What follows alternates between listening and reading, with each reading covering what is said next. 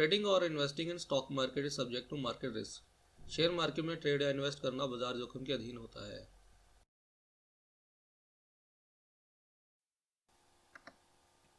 Hello friends, कैसे आप लोग? पूरी उम्मीद करता हूँ कि आप सभी बढ़िया से होंगे और संडे को एंजॉय कर रहे होंगे। जैसे कि आप देख रहे हैं कि मेरे शेड्यूल के अकॉर्डिंग ये जो आज का मैं वीडियो ले रहा हूँ, ये मेरा थर्ड वीडियो था इस वीक का। पहला वीडियो जो ऑप्शंस बेसिक के ऊपर था, मैं ऑलरेडी आपके साथ शेयर कर चुका हूँ, जिसको आप लोगों ने बहुत पसंद भी किया है, उसके लिए बहुत बहुत धन्यवाद। और दूसरा जो वीडियो मेरा आने वाला था इस वीक का, वो था ऑप्शंस ग्रीक के ऊपर। ऑप्शन ग्रीक्स क्या होते हैं, उसके ऊपर एक्चुअली मेरा कुछ काम करना अभी पेंडिंग है। तो इसलिए मैंने सोचा कि ये जो थर्ड वीडियो था, ये ऑलरेडी मेरा कुछ वर्किंग ऑलरेडी रेडी हो चुकी थी, तो मैं क्या सोचा कि इसको पहले आपके साथ शेयर कर देता हूँ। पहले मैं ये बता दूं कि मैं ऑप्शंस में रेगुलरली ट्रेड नहीं करता हूँ, बट हाँ कुछ ओकेजन्स होते हैं जिसमें मैं इनको ट्रेड लेता हूँ, और वो मैं अपनी लर्निंग्स आपके साथ यहाँ पे आज शेयर करूँगा। आज का जो मेरा वीडियो है मोस्टली उन लोगों के लिए फ़ायदेमंद हो सकता है जो जिनको या तो ऑप्शंस के बारे में बिल्कुल भी जानकारी नहीं है, या जिनको सिर्फ इतना पता है कि कॉल या पुट होती है और इससे ज़्यादा उनको कुछ भी ज़्यादा नॉलेज नहीं है, या वो क्या करते हैं कि ये कॉल बाय कर ली या पुट बाय कर ली, फिर ये प्रे करने लग जाते हैं कि यार शेयर अगर कॉल बाय किया तो शेयर 10% ऊपर चढ़ जाए, या अगर आपने पुट बाय कर रखी है तो ये प्रे करने लग जाते हैं कि यार शेयर 10% नीचे गिर जाए। तो ये हो सकता है मेरा वीडियो आज उन लोगों के लिए थोड़ा सा हेल्पफुल हो जाए। तो पहले मैं आपको ये बताता हूँ कि वो कौन से ओकेजन्स है जब मैं ये जो ऑप्शंस है इनको एग्जीक्यूट करता हूँ। तो ये वो कुछ इवेंट्स हैं या ओकेजन्स हैं जब मैं ऑप्शंस में ट्रेड करता हूँ, अदरवाइज मैं ऑप्शंस में ट्रेड नहीं करता हूँ। इनको डिस्कस करने से पहले मैं आपको बता दूं कि अगर आप ऑप्शंस में ट्रेड करते हैं तो आपको ये पता होना चाहिए कि जो ऑप्शंस के प्रीमियम होते हैं या उसका जो रेट होता है ऑप्शंस का, कॉल या पुट का, उसमें मूवमेंट क्यों आती है। उसकी जो मूवमेंट होती है वो बेसिकली जो डिपेंड करती है वो उसके अंडरलाइन स्टॉक के ऊपर डिपेंड करती है। अगर अंडरलाइन स्टॉक पे कुछ अच्छी खासी मूवमेंट आ जाए तो कॉल या पुट के रेट में भी अच्छी खासी मूवमेंट आ सकती है। अदरवाइज अगर आपका जो अंडरलाइन स्टॉक है वो एक जगह पे साइडवेज ट्रेड होता रहे पूरे महीने में, ऊपर 1 रुपया ऊपर 2 रुपये नीचे या इसी रेंज में ट्रेड होता रहे, तो आपको पता है कि जो उसकी ऑप्शंस की टाइम वैल्यू होती है वो धीरे धीरे डिके होती जाती है, मतलब उसकी वैल्यू कम होती जाती है। तो किसी भी ऑप्शन में कॉल या पुट में प्ले करने के लिए आपको ये जानना जरूरी होगा कि उसके जो ऑप्शन का प्रीमियम है वो मूव कब करेगा। उसका प्रीमियम तभी मूव करेगा या उसका रेट तभी मूव करेगा ऊपर या नीचे जब उसका अंडरलाइन स्टॉक मूव करेगा। अंडरलाइन स्टॉक को मूव करने के लिए कुछ चीजें होना उसके लिए होना बहुत जरूरी है। जैसे फॉर एग्जांपल अब हम बात कर लेते हैं कि जो अंडरलाइन स्टॉक होता है उसका जो प्राइस की मूवमेंट होती है वो कब मूव करती है। मान लीजिए पहला जो इवेंट है वो है क्वार्टरली रिजल्ट्स। जब किसी कंपनी का क्वार्टरली रिजल्ट्स आते हैं तो उसके रिजल्ट या तो बहुत ही अच्छे होते हैं या बहुत ही पुअर होते हैं। तो अब आपको ये एनालाइज करना होगा कि ऐसी कौन सी कंपनीज है जो क्वार्टरली रिजल्ट्स पे हाईली वोलेटाइल हो जाती हैं या हाईली उनमें मूवमेंट आती है। तो आपको कुछ ऐसे स्टॉक्स पिक करने होंगे जो एफ में ट्रेड होते हों और क्वार्टरली रिजल्ट्स पे हाईली वोलेटाइल हो जाते हों, तो उनकी कॉलर्स पुट्स को हम चूज कर सकते हैं ट्रेड करने के लिए। देखिए, जो ये जो टेक्निक्स होती हैं, जो भी ट्रेड्स होते हैं ऑप्शंस में या कैश में या फ्यूचर्स में, उसमें प्रॉफिट देने की गारंटी तो कोई भी नहीं ले सकता, बट लॉस लेने की गारंटी तो हर कोई दे सकता है। तो ये जो हम यहाँ पे बात कर रहे हैं, ये जो ऑप्शंस की ट्रेड में किसी पर्टिकुलर इवेंट में जो हम ट्रेड कर सकते हैं, इसमें क्या है कि हम अपनी जो प्रोबेबिलिटी है प्रॉफिट लेने की उसको हम बढ़ा सकते हैं। तो क्वार्टरली रिजल्ट, जैसे कि मैंने आपको बताया कि आपको क्वार्टरली रिजल्ट्स में ये आइडेंटिफाई करना होगा, या जैसे मैं करता हूँ, मैं ये आइडेंटिफाई करता हूँ कि कौन सी ऐसे शेयर्स हैं जो मूव करते हैं क्वार्टरली रिजल्ट्स पे। दूसरा है बजट। आपको पता है कि ये जो बजट है वो हर महीने नहीं होता या डेली नहीं होता, ये सिर्फ ईयरली होता है। तो बजट में भी आपको कुछ ऐसे शेयर्स देखने पड़ेंगे, या आप इंडेक्स पे प्ले कर सकते हैं, क्योंकि बजट एक ऐसी चीज होती है जिसपे पूरी मार्केट डिपेंड करती है कि क्या गवर्नमेंट डिक्लेयर करने वाली है, क्या रिलैक्सेशन देने वाली है, टैक्स में कुछ रियायत देने वाली है, या किसी चीज के टैक्स में अगर बढ़ोतरी कर दे तो उसका शेयर जो है इमीडिएटली गिर जाता है। तो इन चीजों के ऊपर आप प्ले कर सकते हैं। थर्ड है इलेक्शन। आपको पता है कि इलेक्शन जो होते हैं आजकल की डेट में बहुत ही इंपॉर्टेंट हो गए हैं। जब भी इलेक्शंस 5 साल के बाद होते हैं तो इंडेक्स में करीब 400-500 पॉइंट्स की मूवमेंट तो अब आजकल नॉर्मल सी बात हो गई है। तो ये भी एक अच्छा बेस दे सकते हैं हमें ऑप्शंस प्ले करने के लिए। फोर्थ है डिसइन्वेस्टमेंट। जब भी डिसइन्वेस्टमेंट करती है गवर्नमेंट अपनी किसी भी गवर्नमेंट में गवर्नमेंट कंपनी की, तो आपको पता है कि जो डिसइन्वेस्टमेंट होती है नॉर्मली करंट मार्केट प्राइस से डिस्काउंट रेट पे होती है। तो जितने भी नॉर्मली जो गवर्नमेंट कंपनीज है जिसमें गवर्नमेंट का स्टेक है या हिस्सा है, वो सारे ही शेयर ऑलमोस्ट जो है एफ में लिस्टेड है। तो जब भी इस तरीके की कोई न्यूज़ आती है तो हम लोग उस शेयर में ऑप्शंस में ट्रेड कर सकते हैं।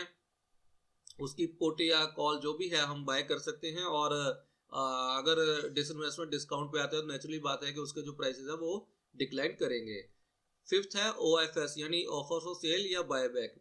कभी कभार कंपनी क्या करती है कि अपना प्रोमोटर जो है अपनी हिस्सेदारी को कुछ बेचते हैं, तो उसके लिए वो ऑफर फॉर सेल लेकर आते हैं। तो उसके लिए क्या हो सकता है कि ऑफर फॉर सेल में जो करंट मार्केट प्राइस है उससे कम रेट पे अगर वो ऑफर करेंगे शेयर, तभी तो पब्लिक उसको खरीदेगी, अदरवाइज क्यों खरीदेगी वो, नहीं तो पब्लिक करंट मार्केट प्राइस पे खरीद लेगी। अगर कोई ऐसी कंपनी जो एफएनओ में लिस्टेड है उसका कोई OFS आता है, ऑफर फॉर सेल, अगर वो करंट मार्केट प्राइस से डिस्काउंट रेट पे आ रहा है, तो हम उस पर भी ऑप्शंस में प्ले कर सकते हैं। इसी तरीके से है बायबैक। बायबैक में क्या होता है कि प्रोमोटर्स अपनी हिस्सेदारी को किसी कंपनी में बढ़ाते हैं। तो हिस्सेदारी बढ़ाने के लिए वो क्या करते हैं कि वो करंट मार्केट प्राइस से ज़्यादा रेट का ऑफर देते हैं बायबैक के लिए। जब इस तरीके की न्यूज़ आती है उस शेयर में जो कि एफएनओ में लिस्टेड है, तो हम उसके ऑप्शन में भी ट्रेड कर सकते हैं। इसी तरीके से सिक्स्थ है कि any other news. Any other news में किसी कंपनी की ऑडिट हो सकती है, और डीमर्जर मर्जर की न्यूज़ हो सकती है, अमलगामेशन की न्यूज़ हो सकती है, या कोई नए प्रोडक्ट लॉन्च की बात हो सकती है, किसी नई दवा लॉन्च की बात हो सकती है। इस तरीके की कोई न्यूज़ होती है तो उसमें शेयर जो है काफ़ी मूव कर सकता है। अगेन मैं बता दूं कि ये जो हम लोग यहाँ पे चर्चा कर रहे हैं, या कोई भी आपको बताए कि इस तरीके से हम कोई स्ट्रेटजी फॉर्म करें या कुछ करें तो उसमें प्रॉफिट आ सकता है, तो मैं फिर से आपको बता दूं कि ये जो शेयर मार्केट में अगर आप एंटर होते हैं, नेचुरली सभी लोग प्रॉफिट लेने के लिए ही एंटर होते हैं, लॉस लेने के लिए तो एंटर कोई भी नहीं होता। बट यहाँ पे जो है आप जितने भी वीडियोस देखेंगे, वो लोग आप कोई भी आपको प्रॉफिट लेने की गारंटी नहीं देगा, वो भी कोई भी आपको प्रॉफिट देने की गारंटी नहीं देगा। बट एक बात की गारंटी श्योर होती है कि लॉस लेने की। यहाँ पे जो मैं ये जो बता रहा हूँ, या मतलब जब मैं नया नया मार्केट में आया था तब मैं कॉल या पुट किसी भी शेयर की किसी भी महीने में बाय कर लेता था, और फिर मैं उम्मीद करने लग जाता था कि यार इसका रेट, अगर मैंने कॉल बाय की है तो इसका रेट बढ़ जाए। जबकि वो ऐसा नहीं होता कि आप स्क्रीन पे उसको देखते रहें और ये सोचते रहें कि इसका रेट बढ़ जाएगा, तो वो कैसे बढ़ेगा जबकि उसमें कोई इवेंट ही नहीं है। तो जब धीरे धीरे जब मेरे को थोड़ी सी नॉलेज होने लगी, तो मेरे को ये समझ में आने लगा कि यार जो कंपनीज के रेट होते हैं वो मूव कब करते हैं। तो जब वो कंपनीज के रेट मूव करेंगे तभी तो उसकी कॉल या पुट में जो है इंक्रीज या डिक्रीज आएगा, अदरवाइज तो वो ऐसे ही मतलब उसमें उसकी वैल्यू कम होती रहेगी, टाइम डिके होने की वजह से उसकी वैल्यू कम होती रहेगी, और अल्टीमेटली हमें लॉस होगा। क्योंकि ये जो मैं यहाँ पे बता रहा हूँ, ये मैं एज अ बायर बता रहा हूँ कि अगर आप कॉल या पुट को बाय करके ट्रेड करते हैं।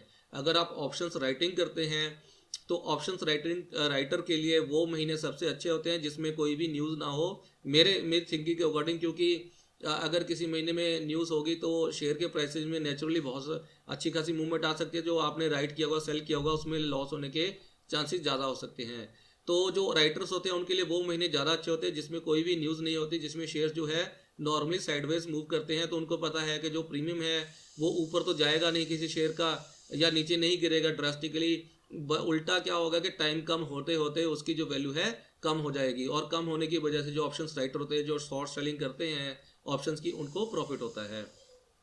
मैंने आपको अपने पिछले वीडियो में भी बताया था, जो ऑप्शंस बेसिक के ऊपर जो मैंने अपना ट्यूटोरियल लेके आया था, उसमें मैंने बताया था कि जो ऑप्शंस राइट करते हैं उस केस में क्या होता है कि जो हमारा रिस्क होता है वो अनलिमिटेड हो जाता है, पर प्रॉफिट हमारा लिमिटेड हो जाता है। और सेकंड, उसमें मार्जिन भी हमें नॉर्मल से करीब करीब 5 टाइम्स या 6 टाइम्स ज़्यादा चाहिए होता है।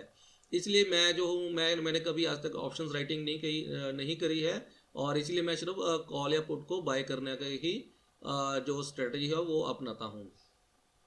ये जो स्ट्रेटजी मैं अपनाता हूँ ये कोई मेरी इन्वेंट की हुई नई स्ट्रेटजी नहीं है, ये ऑलरेडी बुक्स में डिफाइंड स्ट्रेटजीज हैं।